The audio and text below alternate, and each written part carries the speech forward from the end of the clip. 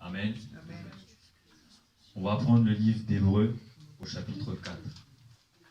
S'il y a quelqu'un qui est disposé pour m'accompagner dans la lecture, je veux bien.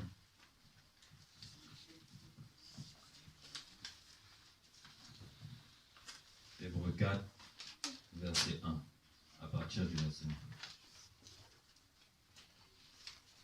1. Amen. Hébreux 4, verset 1. Amen. J'ai la parole du Seigneur au nom de Jésus. Craignez donc, tandis que la promesse d'entrer dans son royaume subsiste encore, qu'aucun de vous ne s'en trouve exclu. Car cette bonne nouvelle nous a été annoncée aussi bien qu'à eux. Mais la parole qui leur fut annoncée ne leur servit de rien, parce qu'elle ne trouva pas de la foi chez ceux qui l'entendirent. Amen. Amen. On va aller pas à pas. Je reprends au verset 1.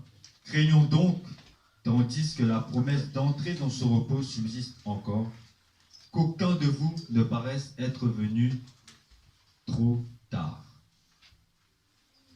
Et je vais lire la version parole vivante du verset 1 d'Hébreux 4 qui dit « Dieu a promis que nous pourrions entrer dans son repos. Cette promesse reste valable. Il ne faudrait donc pas que l'un ou l'autre d'entre vous vienne à en être privé, faute d'avoir saisi l'occasion en temps voulu. » Donc le Seigneur nous demande de craindre. Craindre tandis que la promesse d'entrer dans son repos subsiste encore. On va lire le psaume 111 au verset 10.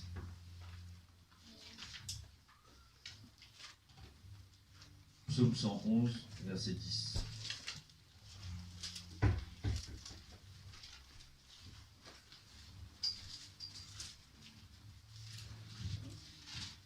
Amen. Amen. Psaume 111, verset 10. J'ai la parole du Seigneur. La crainte de l'Éternel est le commencement de la sagesse. Tous ceux qui l'observent ont une raison saine. Sa gloire subsiste à jamais. Amen. La crainte de l'Éternel est le commencement de la sagesse. Tous ceux qui l'observent ont une raison saine. Sa gloire subsiste à jamais. Donc, bien aimé, il est important d'avoir la crainte de Dieu. Car quand on craint Dieu, il y a des choses que on se permet de ne plus faire. Il y a des choses qu'on ne fait plus, il y a des choses qu'on bannit de nos vies. Sans la crainte, il y a des choses qu'on va se permettre en pensant que le Seigneur est notre pote, que le Seigneur est notre camarade. Et dans Hébreux, il nous a dit de craindre donc. Mais qu'est-ce que la craindre? Crainte, c'est quoi? La définition dans le dictionnaire de crainte, c'est l'état de quelqu'un qui éprouve un sentiment de peur. Et on sait que dans la Bible, la définition de crainte n'est pas liée à la peur. Et on va le lire dans 1 Jean 4 au verset 18. La définition biblique de crainte. 1 Jean 4 au verset 18.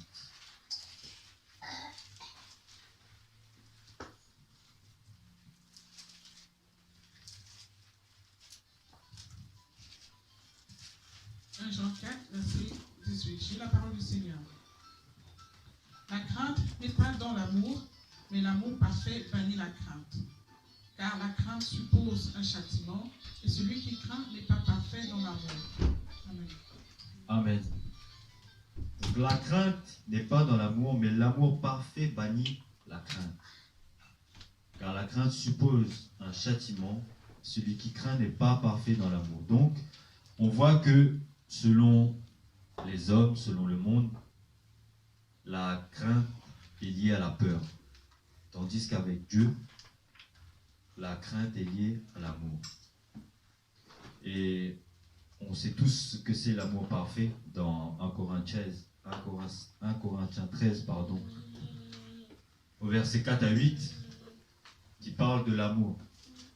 l'amour parfait selon Dieu. Donc quand on n'a pas la crainte de Dieu, l'amour n'est pas en nous. L'amour n'est pas parfait quand on craint quelque chose par peur. Par exemple, tu crains ton patron parce que tu as peur de perdre ton poste. Tu crains quelqu'un parce que tu as peur, pas par amour. Tu crains la mort, qui est le salaire du péché, donc tu ne mens pas. Tu ne le fais pas parce que c'est naturel. Tu le fais parce que tu as peur des conséquences. Tu le fais parce que ta nature ne haït pas le péché. C'est quelque chose qui est en toi. Donc tôt ou tard, si tu ne le fais pas un jour, 2 jours, tu vas retomber dedans parce que c'est en toi. Par exemple, on va prendre l'exemple des drogués. Les drogués, souvent, quand ils vont en désintox, quand ils ressortent, malheureusement, ils retombent dedans. Parce que c'est en eux. De la même façon que quelqu'un qui ment parce qu'il sait qu'il va mourir, c'est parce qu'il a peur de la mort qu'il va arrêter de mentir. Mais un jour ou l'autre, devant cette situation-là, il va retomber. Donc il faut qu'on le fasse de manière naturelle. Quand l'amour est parfait, tu ne mens plus, pas parce que tu as peur de la mort, mais parce que ta nature rejette ça. Amen. On va prendre Proverbe 14. On va aller dans Proverbe 14.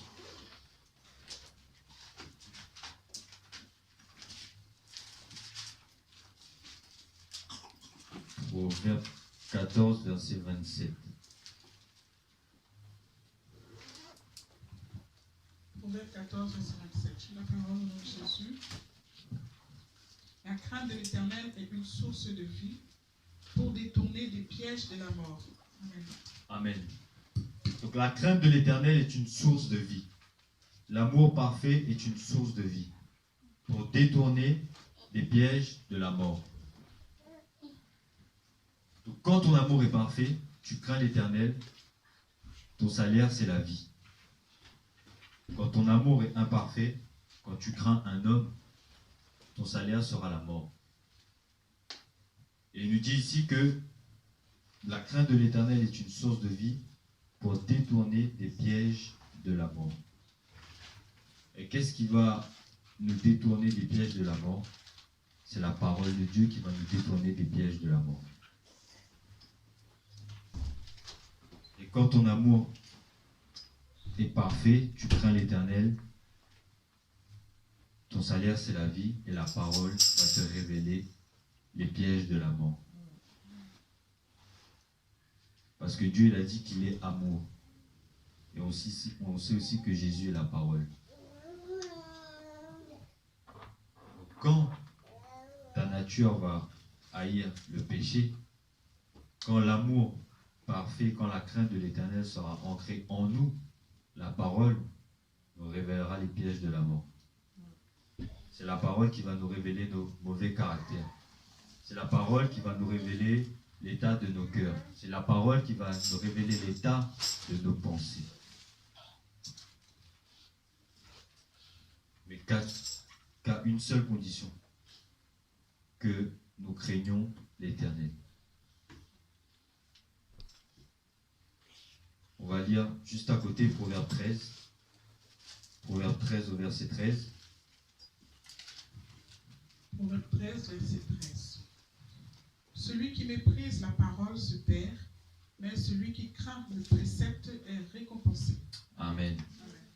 Celui qui méprise la parole se perd, mais celui qui craint le précepte, est récompensé. Le précepte, c'est quoi? Le précepte, c'est la parole également.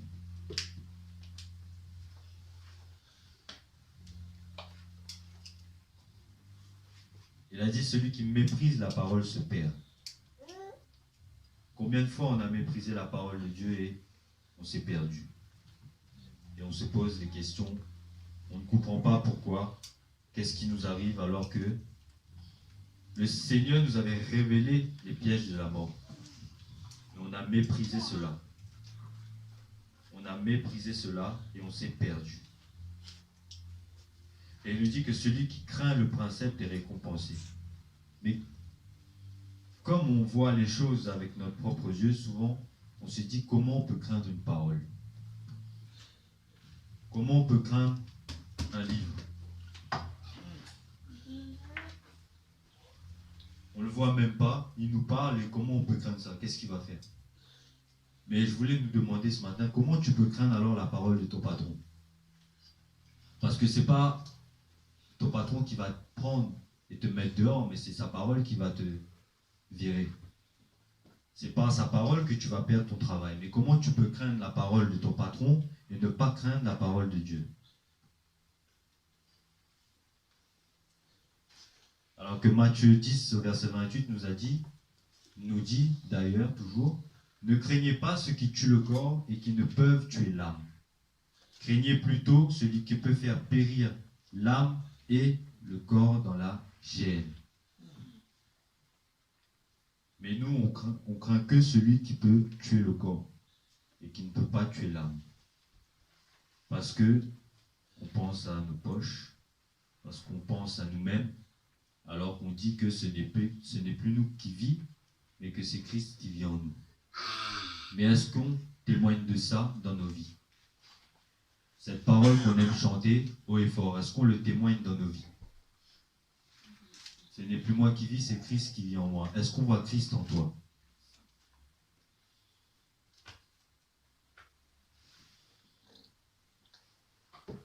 On revient dans notre texte de base, dans Hébreux 4. Je vais reprendre le verset 1. Il a dit, craignons donc, tandis que la promesse d'entrer dans son repos subsiste encore. Mais de quelle promesse ici le Seigneur nous parle-t-il? On va aller dans le livre de 1 Jean 2 au verset 25.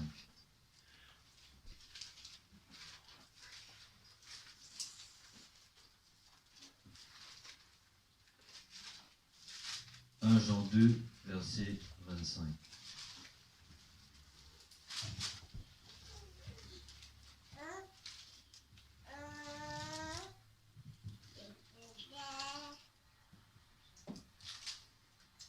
Amen. Amen. J'ai la parole du Seigneur. 1 Jean 2. 25.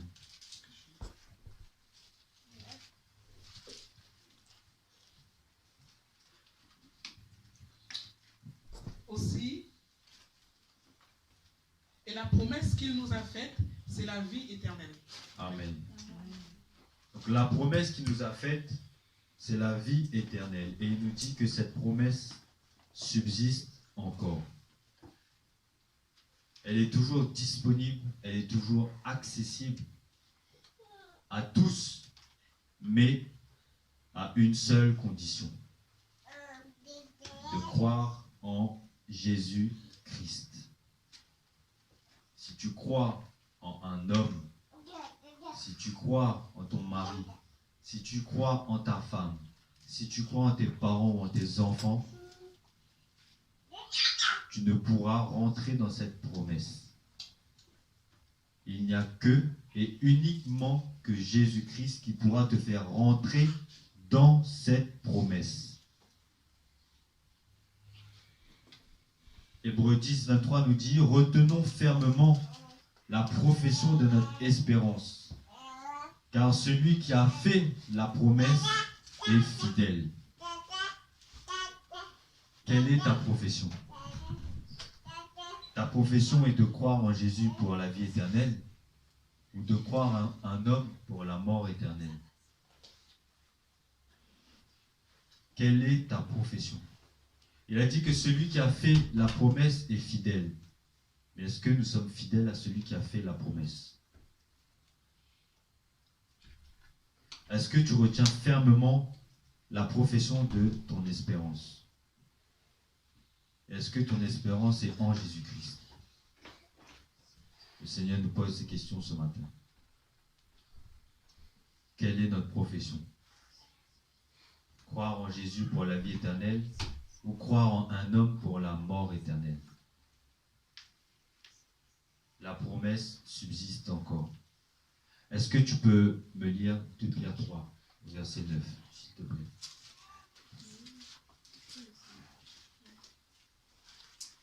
Pierre 3. J'ai la parole du Seigneur. 2 Pierre 3, verset 9. Amen. Le Seigneur ne tarde pas dans l'accomplissement de la promesse, comme quelques-uns le croient, mais il use de patience envers vous, ne voulant pas qu'aucun périsse, mais voulant que tous arrivent à la repentance. Amen. Amen. Et je lis la version parole vivante.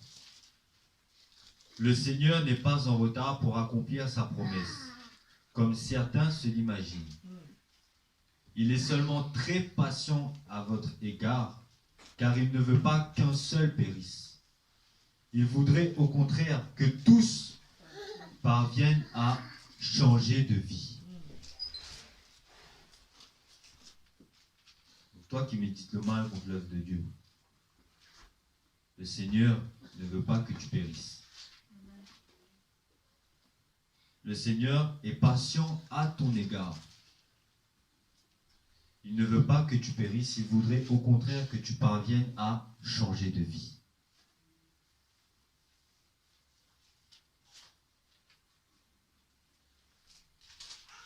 Donc tout est accompli. Mais dans sa grâce, à cause de nous, à cause de notre désobéissance, il nous laisse le temps de nous repentir, il nous laisse le temps de changer de vie. Parce que souvent on pense que quand le Seigneur nous dit qu'il revient bientôt, on pense que c'est un slogan. On pense que c'est une pub. On néglige ça. On dit ouais, ça fait 10 ans on entend ça. Tout le monde dit ça, mais on n'a jamais vu. Mais c'est à cause de toi, c'est à cause de moi qui prend son temps pour revenir. Parce que nous ne sommes pas corrects, nous ne sommes pas en règle devant lui. S'il revient aujourd'hui, combien de nous seront enlevés? Chacun de nous ici connaît comment on marche avec le Seigneur.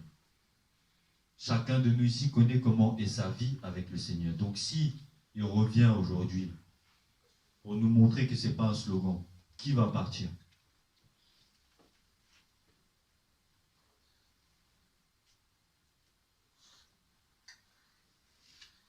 Il a dit qu'aucun de vous ne paraisse être venu trop tard. Mais qu'est-ce que nous faisons, nous, de cette grâce-là qu'il nous fait?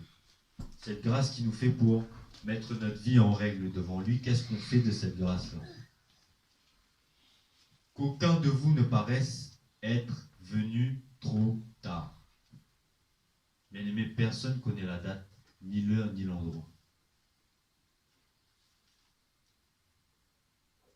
On se permet de continuer à jouer avec l'œuvre de Dieu, de continuer à jouer avec le Seigneur en pensant que c'est notre camarade, de continuer à jouer avec nos vies.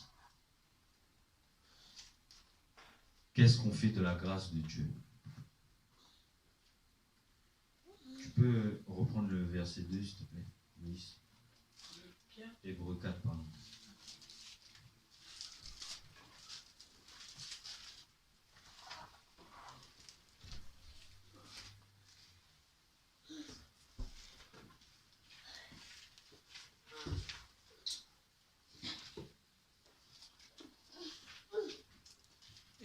Hébreux 4, verset 2. Aucun de vous ne s'en trouve exclu, car cette bonne nouvelle nous a été annoncée aussi bien qu'à eux, mais la parole qui leur fut annoncée ne leur servit de rien, parce qu'elle ne trouva pas de la foi chez ceux qui l'entendirent. Amen. Et est-ce que tu peux prendre Romains 10, verset 17?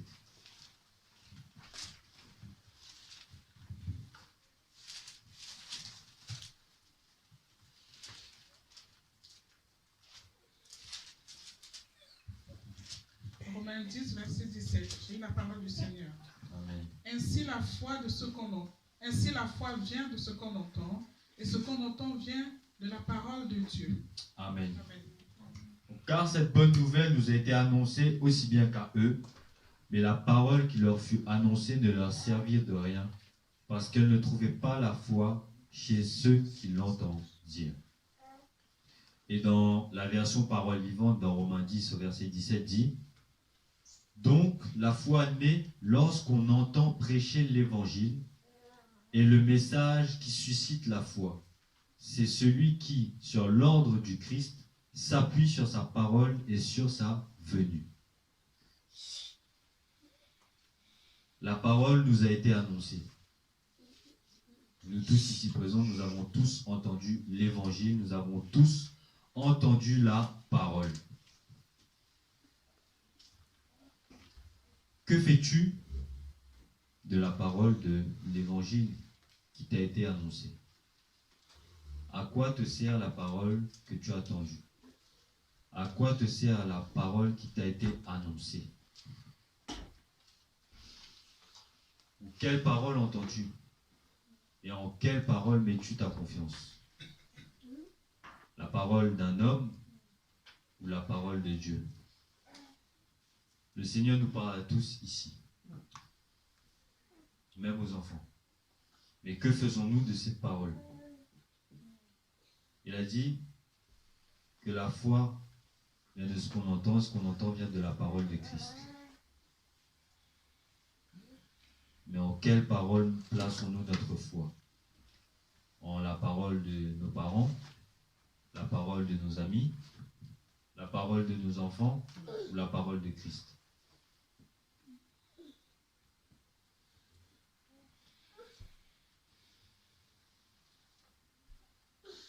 Quelle parole te dit tes fréquentations? Quelles sont les paroles que tu reçois de ton entourage? De changer ton cœur ou de ne plus aller à l'église? Et que fais-tu des paroles que tu entends?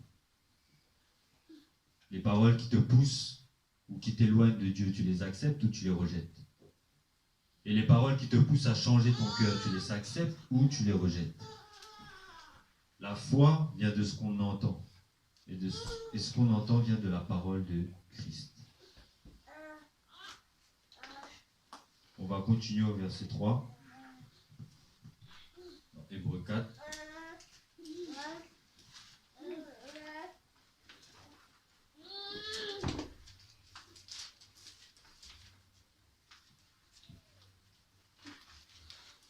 Hébreux 4, verset 3. Pour nous qui avons cru, nous entrons dans le repos, selon qu'il dit, je jurai dans ma colère. Ils n'entreront pas dans mon repos. Il dit cela, quoique ses œuvres eussent été achevées depuis la création du monde. Amen. Verset 4. Verset 4. Car il a parlé quelque part ainsi du 7e jour, et Dieu se reposa de toutes ses œuvres le 7e jour. Amen. Amen. Donc pour nous qui avons cru, nous entrons dans le repos. Selon qu'il dit, je jurai dans ma colère, ils n'entreront pas dans mon repos. Il dit cela, quoique ses œuvres eussent été achevées depuis la création du monde. Donc, depuis la création du monde, tout a déjà été fait. Mais il attend que nous nous repentions et que nous changeons de vie. Le repos, c'est être en Jésus-Christ. Le repos, c'est participer à la vie de l'Église. Le repos, c'est avoir la crainte de Dieu et mettre toute ta confiance au Seigneur, quelles que soient les situations que tu traverses, quelles que soient les situations dans lesquelles tu vas passer. Ta crainte, ta confiance doit aller et être mis au Seigneur Jésus. Ce n'est pas que quand tu as besoin que tu dois mettre ta confiance au Seigneur. Ce n'est pas que quand tu as envie que tu dois mettre ta confiance au Seigneur. Ce n'est pas que quand tu as peur de quelque chose que tu dois mettre ta confiance au Seigneur. Ce n'est pas par intérêt que tu dois mettre ta confiance au Seigneur, mais dans toutes les situations.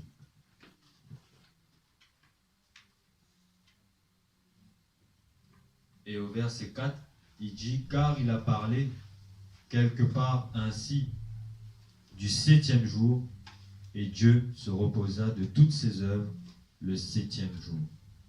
On sait que le 7e jour, c'est le jour du sabbat spirituel. On va prendre le livre des Actes, acte 2, versets 46 à 47.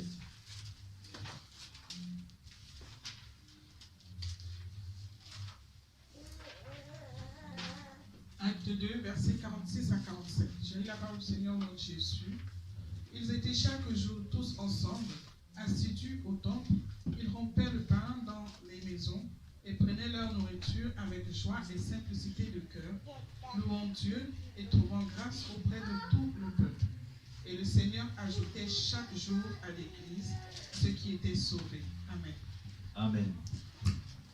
Dans la version parole vivante, dit, jour après jour, d'un commun accord, ils se retrouvaient dans la cour du temple, mais c'est dans leur maison qu'ils rompaient le pain et qu'ils prenaient leur repas dans la simplicité, la cordialité et la joie. Ils louaient Dieu continuellement et se faisaient aimer de tout le peuple. Chaque jour, le Seigneur ajoutait à leur communauté ceux qu'il sauvait. Donc le sabbat spirituel, c'est se reposer tous les jours en Jésus-Christ.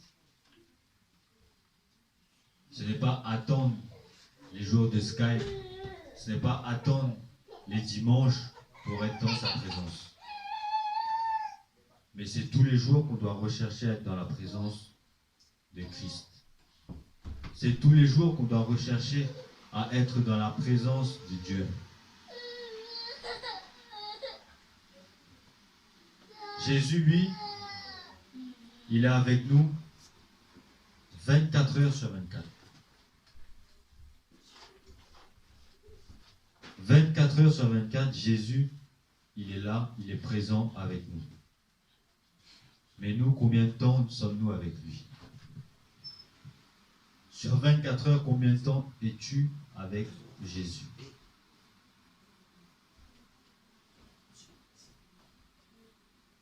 Bien-aimés, nous devons prendre conscience que Jésus est présent. Nous devons prendre conscience qu'il est là avec nous, mais que nous le négligeons. Comment peut-on prendre conscience que Jésus est là avec nous, tous les jours, toutes les heures, toutes les secondes? On va lire le Luc 18, versets 1 à 7. C'est l'histoire du juge unique, avec la femme qui a fatigué le juge jusqu'à avoir son jugement. Amen. Amen. C'est la parole du Seigneur au nom de Jésus. Amen. Jésus leur adressa une parabole pour montrer qu'il faut toujours prier et ne point se relâcher. Il dit, il y avait dans une ville un juge qui ne craignait point Dieu et qui n'avait d'égard pour personne. Il y avait aussi dans cette ville une veuve qui venait lui dire, fais-moi justice de ma patrie adverse. Pendant longtemps, il refusa. Mais ensuite, il dit à lui-même, quoique je ne craigne point Dieu et que je n'ai d'égard pour personne, néanmoins, parce que cette veuve m'importune, je lui ferai justice, afin qu'elle ne vienne pas sans cesse me rompre la tête. Le Seigneur ajouta, entendez ce que dit le juge inique, et Dieu ne fera-t-il pas justice à ses élus qui crient à lui jour et nuit, et tardera-t-il à leur égard? Amen. Et Dieu ne fera-t-il pas justice à ses élus qui crient à lui jour et nuit, et tardera-t-il à leur égard? Nous devons développer une communion avec le Seigneur. La Bible nous dit ici que Dieu ne fera-t-il pas justice à ses élus qui crient à lui jour et nuit. De la même façon que Jésus est avec nous jour et nuit. Toutes les heures, toutes les minutes, toutes les secondes. Mais nous, combien de temps sommes-nous avec lui? Il a dit que celui qui crie à lui jour et nuit, ne fera-t-il pas justice à cette personne? Nous sommes ses élus. Nous qui avons accepté Christ, nous sommes ses élus. Mais combien de temps passons-nous avec Christ? Quelle est notre communion avec Jésus-Christ?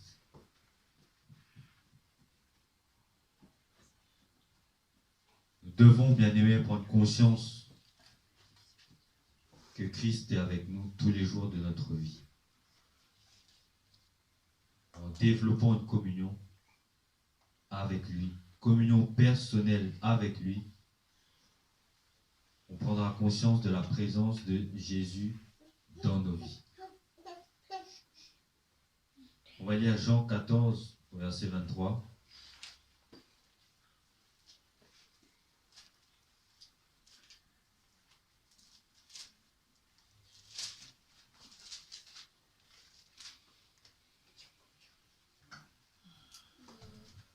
Jean 14, verset 23. Si quelqu'un m'aime, il gardera ma parole, et mon Père l'aimera.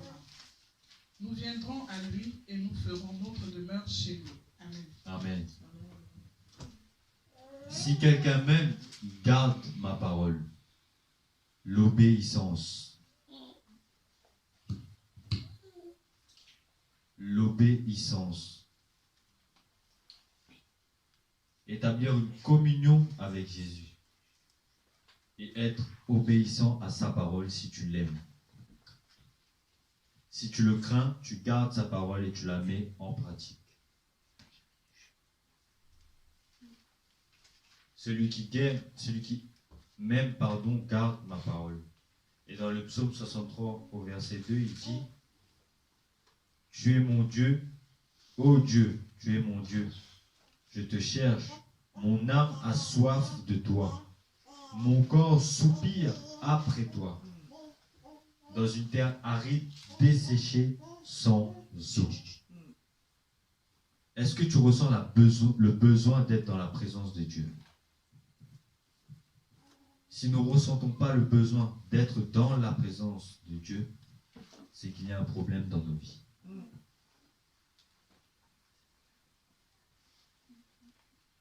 Si nous ne ressentons pas le besoin d'être dans sa présence, nous avons un problème dans nos vies.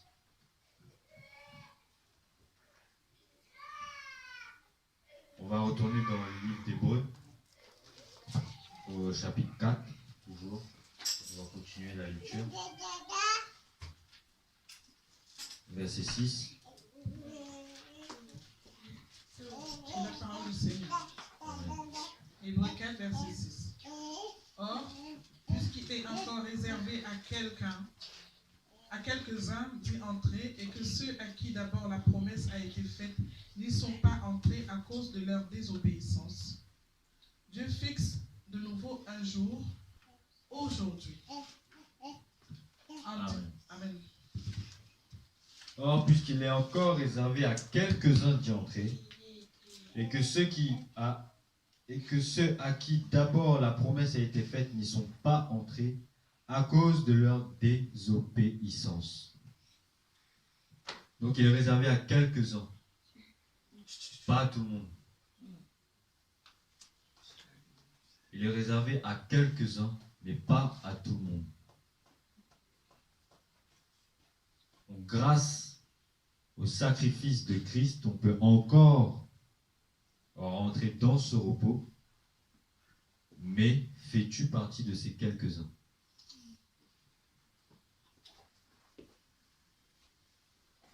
Quand on s'analyse, quand on regarde nos vies, notre marche avec le Seigneur, est-ce qu'on fait partie de ces quelques-uns-là à qui il est encore réservé d'y entrer?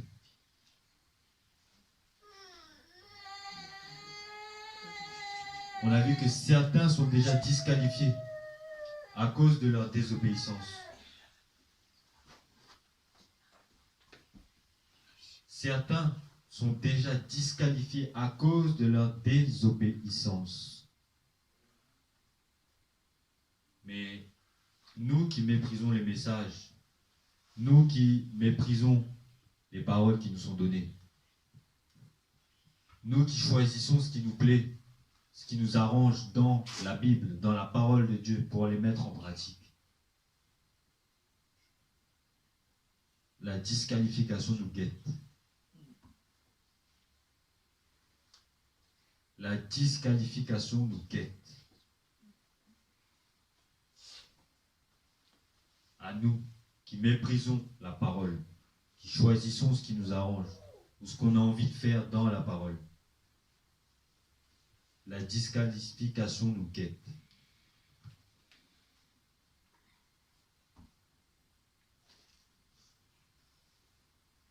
On va continuer la lecture au verset 7, s'il te plaît. Verset 7. Dieu fixe de nouveau un jour, aujourd'hui, en disant dans David, si longtemps après, comme il est dit plus haut, aujourd'hui, si vous entendez sa voix, n'endurcissez pas vos cœurs. Amen. Dieu fixe de nouveau un jour, aujourd'hui, en disant dans David si longtemps après, comme il est dit plus haut, aujourd'hui, si vous entendez sa voix, n'endurcissez pas vos cœurs. Aujourd'hui, si vous entendez sa voix, n'endurcissez pas vos cœurs. Donc c'est aujourd'hui que le Seigneur te parle. C'est aujourd'hui que le Seigneur te parle. C'est pas demain qu'il te parle. Il a dit c'est aujourd'hui qu'il ne faut pas endurcir ton cœur si tu entends sa voix.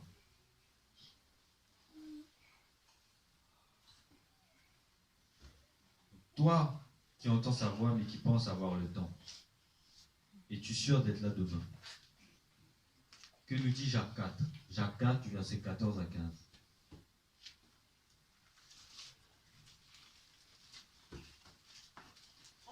Jacques 4, verset 14 à 15. J'ai la parole. Jacques 4, 14 à 15. Vous qui ne savez pas ce qui arrivera demain, car qu'est-ce que votre vie? Vous êtes une vapeur qui paraît pour un peu de temps et qui ensuite disparaît. Verset 15. Vous devriez dire au contraire, si Dieu le veut, nous vivrons et nous ferons ceci ou cela. Amen. Amen.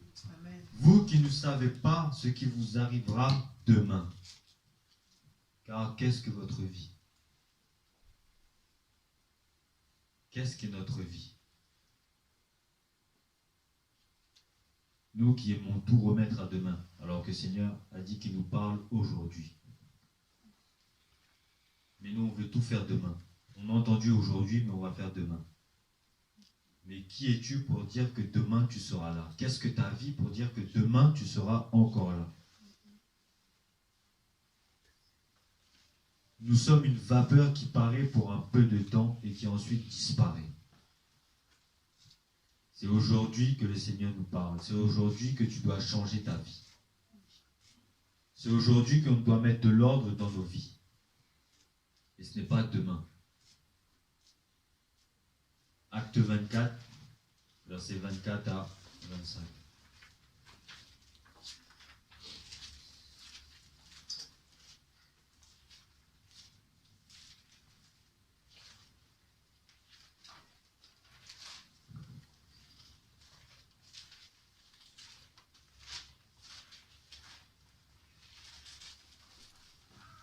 Acte 24,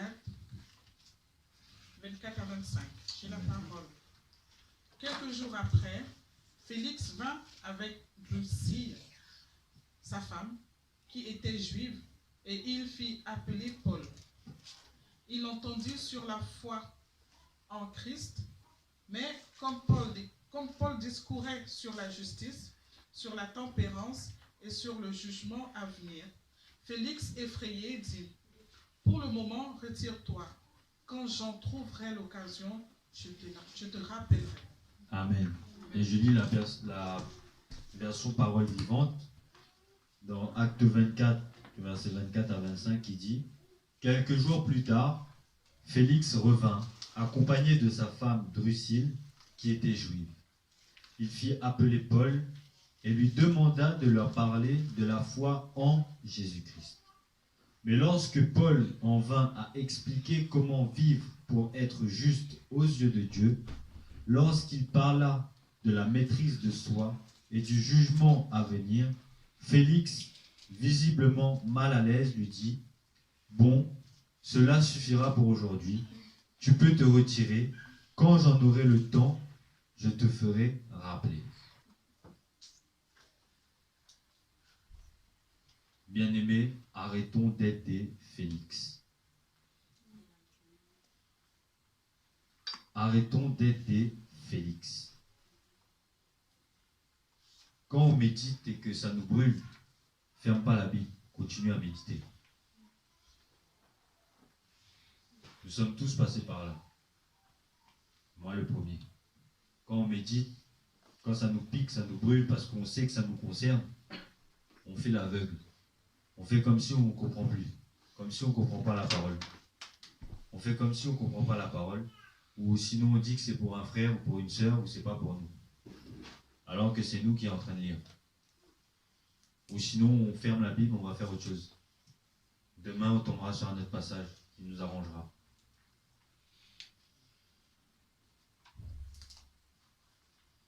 Arrêtons d'aider Félix. Glorifions Dieu quand la parole nous brûle, quand la parole nous pique, quand la parole nous fait mal. Parce que c'est pour notre bien. Amen. Parce qu'après, tu entreras dans le repos. Mais si quand ça te brûle, quand ça te pique, tu fermes, tu fuis, tu resteras ici et tu entreras dans la géhenne, pas dans le repos. Il n'y a pas de repos là-bas.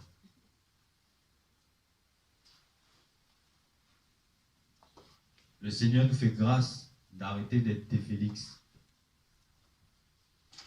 Donc rangeons nos vies, rangeons notre marche avec le Seigneur. Car personne ne connaît la date ni l'heure. On va continuer la lecture dans Hébreux 4, verset 8.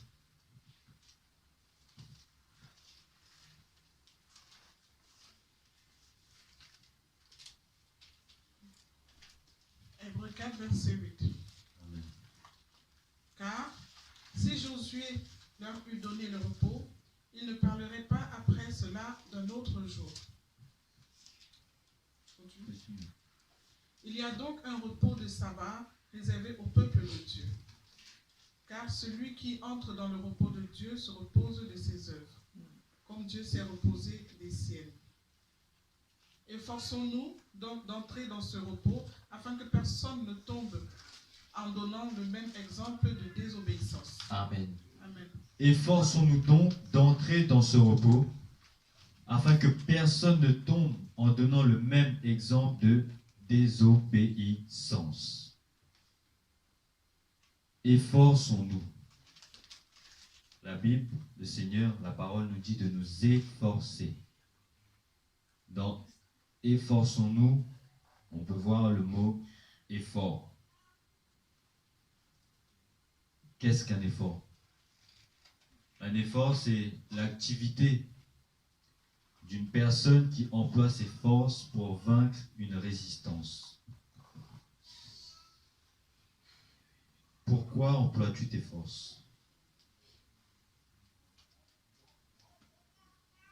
L'activité d'une personne qui emploie ses forces pour vaincre une résistance. Pourquoi emploies-tu tes forces? Tu emploies tes forces pour vaincre la parole ou pour vaincre le péché? Tu emploies tes forces pour vaincre l'esprit ou pour vaincre la chair?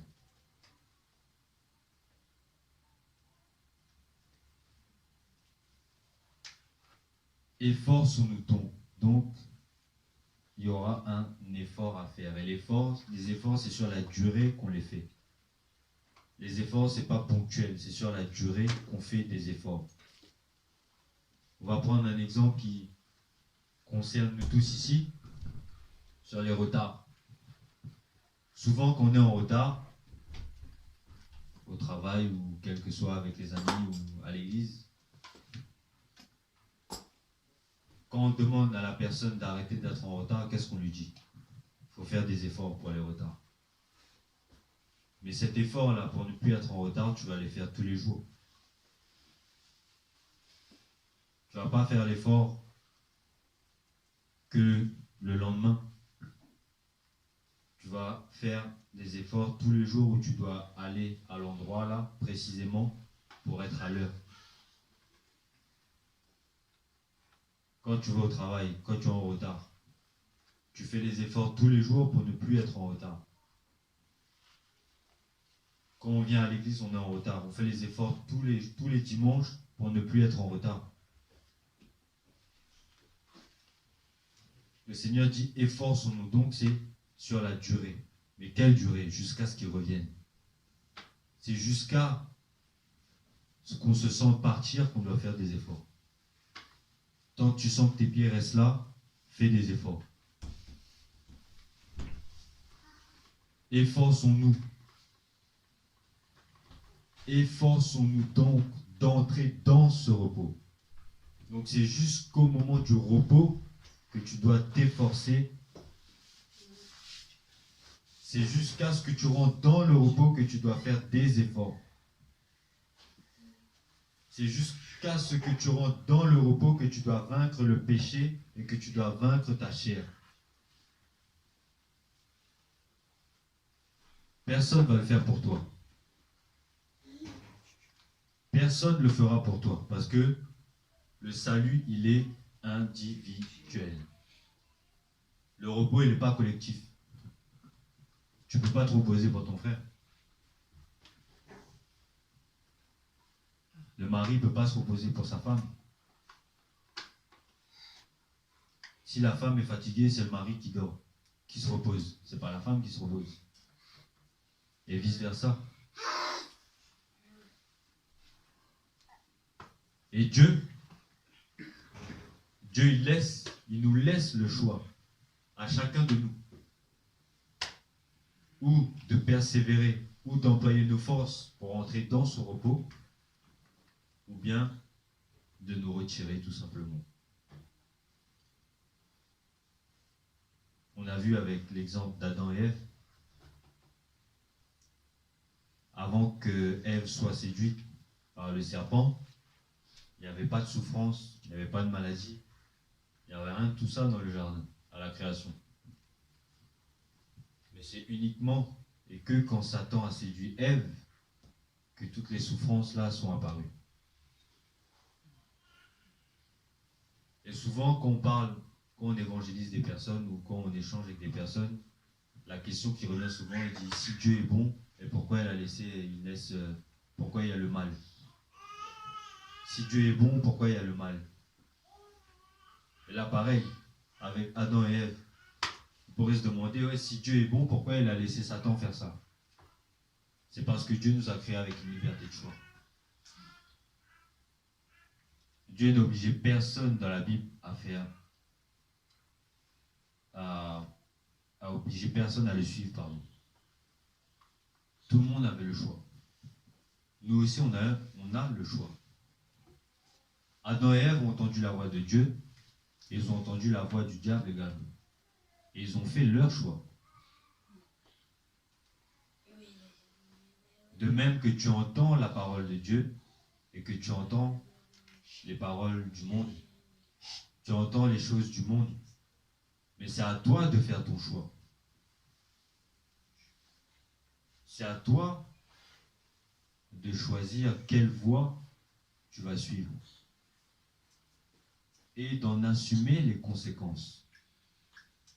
Parce que souvent on fait des choix, mais on n'assume pas les conséquences. Souvent Dieu nous parle, Dieu nous indique le chemin à suivre, Mais nos choix ne sont pas sa volonté qui nous avait indiqué. Et on n'assume pas les conséquences. On veut rejeter tout sur Dieu, alors que Dieu, il ne nous oblige à rien. Et il nous laisse le choix de suivre soit sa voie et sa volonté, ou soit notre propre voie, notre propre volonté qui va nous perdre.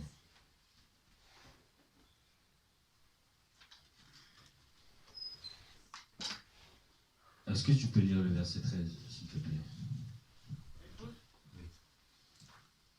Hébreux 4, verset 13. Je lis la parole du Seigneur dans Jésus. Nulle créature n'est cachée devant lui, mais tout est nu et découvert aux yeux de celui à qui nous devons rendre des comptes. Amen. Dans la version Parole vivante, rien dans toute la création ne peut échapper au regard de Dieu. Tout est à nu, tout paraît à découvert aux yeux de celui à qui nous aurons à rendre compte.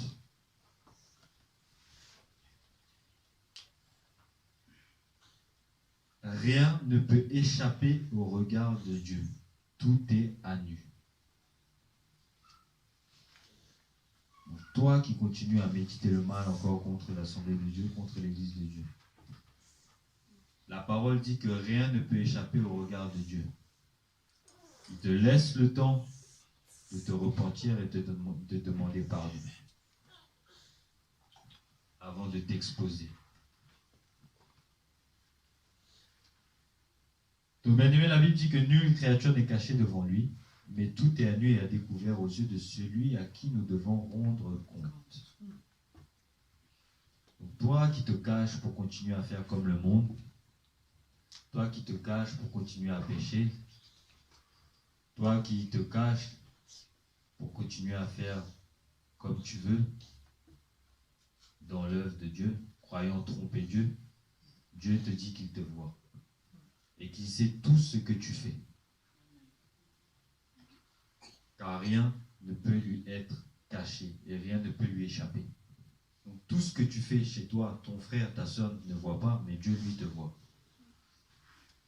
Jusqu'au jour où tu seras exposé. Psaume 33, versets 13 à 15. S'il te plaît.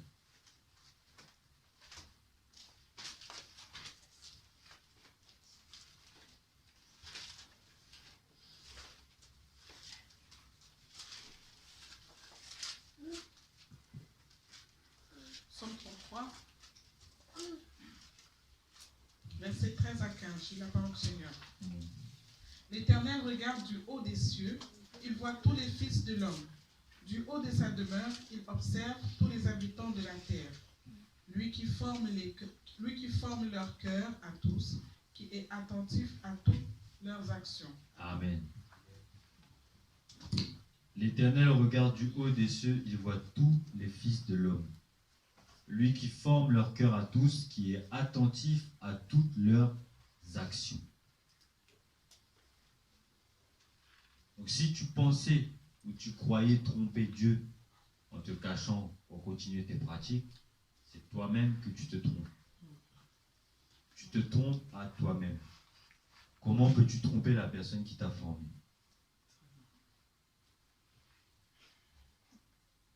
Il dit, il est attentif à toutes tes actions. Que tu dormes, que tu ailles au travail, ou même que tu ailles aux toilettes, il est attentif. Il te regarde.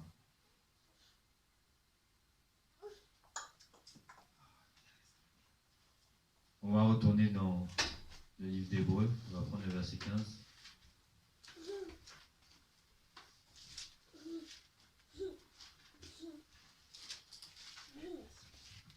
Hébreux 4, verset 15. J'ai la parole. Car nous n'avons pas un souverain sacrificateur qui ne puisse compatir à nos faiblesses. Au contraire, il a été tenté comme nous en toutes choses, sans commettre de péché. Amen. Et je vais lire Hébreux 2 au verset 18 dans Parole vivante qui dit: parce qu'il a subi lui-même la tentation, il peut maintenant secourir ceux qui sont tentés. ayant lui-même souffert dans l'épreuve, il est capable d'aider ceux qui sont éprouvés par la souffrance. Le Seigneur nous fortifie ce matin et nous dit que nous sommes capables de surmonter n'importe quelle tentation et n'importe quelle épreuve. Car lui-même a survécu à tout ça et que lui-même est avec nous et est capable de venir en aide. Il est capable de nous venir en aide et tu es capable de surmonter n'importe quelle épreuve, n'importe quelle tentation dans ta vie, parce que c'est lui qui permet. Et à l'instant même où il permet une épreuve ou une tentation dans ta vie, il a déjà la solution pour toi.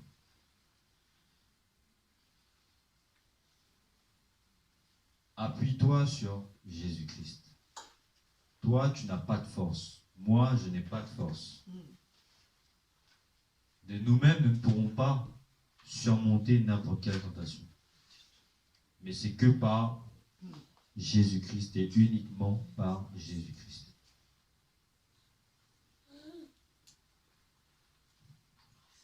Et on va lire le verset 16 de Hébreux 4. J'ai la parole au nom de Jésus. Verset 16, Hébreux 4.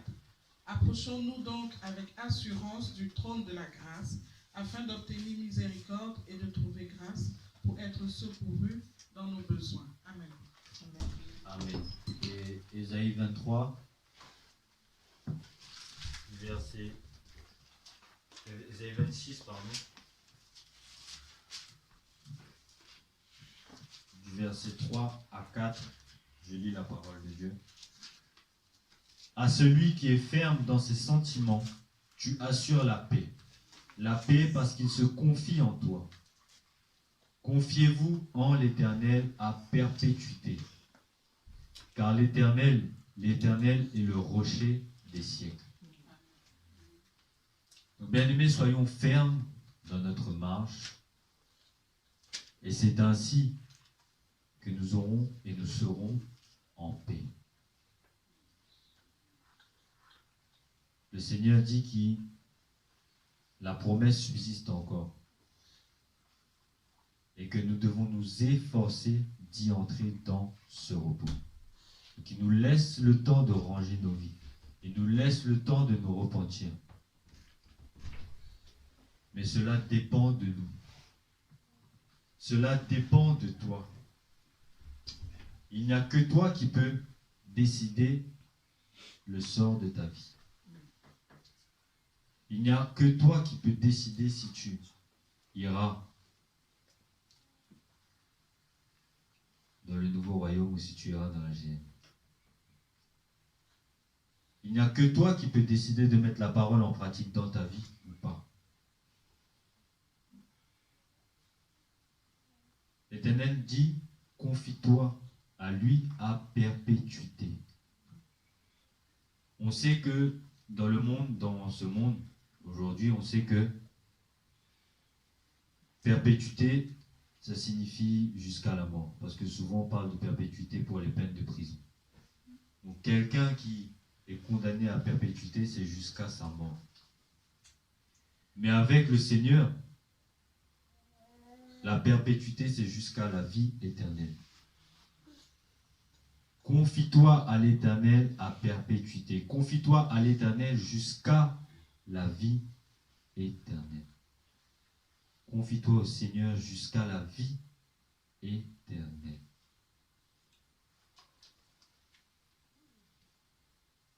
Et sa crainte, ainsi que ton amour sera parfait dans ta vie. Confie-toi en lui et sa crainte afin qu'il te guide vers la promesse qui t'a faite, la promesse de la vie éternelle. Promesse qui est déjà accomplie. Tout est accompli. Et dans sa grâce, à cause de toi, à cause de moi, il nous permet encore de ranger nos vies. Mais attendons pas demain pour ranger nos vies, car c'est aujourd'hui qu'il nous parle. Nous qui sommes que vapeur, serons-nous là demain?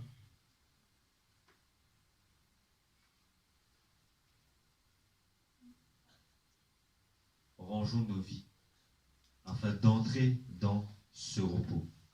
Car personne ici, même ailleurs, ne connaît l'heure, ni le jour, ni l'endroit. Que le Seigneur nous bénisse et qu'il nous aide encore à entrer dans ce repos. Amen. Amen.